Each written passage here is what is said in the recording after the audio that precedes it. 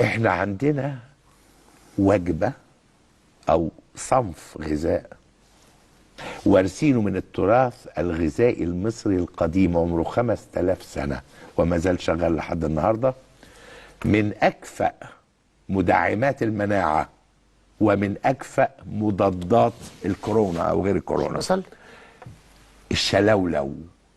ايه الشلولو؟ انا عارفه. سمعت عنه حضرتك؟ الناس طبعا. اوكي. الشلولو عبارة عن ملوخية ناشفة تتعمل بالمية الساقعة مع توم عالي مع ليمون عالي مع شعرة شطة صغيرة مع شوية ملح. انا مهما نعلي ده الليمون بيعتبر كأنه طبق ملوخية يعني، طبق ملوخية بس على معمولة البارد ليها صنعة تانية بالظبط وتحفة.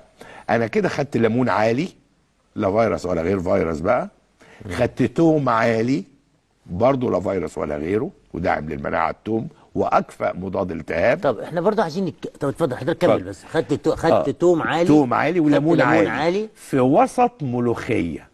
الملوخية يعني ايه؟ المادة الملوخية المخاطية بتاعت الملوخية بتبطن جدار المعدة. فالليمون العالي والثوم العالي مش هيأثر لي سلبي على جدار المعدة، مش هيتعب لي معدتي لو انا من اللي معدته بتتعب. بالظبط. وابقى انا كده خدت اكفأ وارخص واسرع طبق مصري غذائي صحي ضد كل الفيروسات. هنعمل حته اسمها الشلولو وكده ونحطها في اليوتيوب عشان خاطر الناس تعرف الشلولو وتعرف تعمله، ولو ان ناس كتير جدا تعرفه طبعا.